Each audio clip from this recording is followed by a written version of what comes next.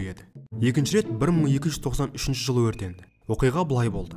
1291 жылы жошы ұлысының тағына Тоқта хан отырды. Ал орыс жерлерін Дмитрий Александрович есімді князь басқарды. Оның Александр есімді інісі бар еді. Ол ағасына билікті тартып алуды ойлады. Сол себепті 1292 жылы Александр орыстың ықпалды ақсүйектерімен бірге Тоқта ханға келді. Тоқтадан ағасынан билікті тартып алу үшін әскер сұрады. Тоқтаға өзінің билігін күшейту үшін Александрға көмек беру тиімді еді. Оған жошы ұлысының батыс аймағын басқарған Беклербек Ноғайдың ықпалын азайту маңызды еді. Себебі Дмитрий басқарған орыс князьдігі көп жағдайда Ноғайға арқа сүйеді. Және Русьте Ноғайдың ықпалы күшті болды.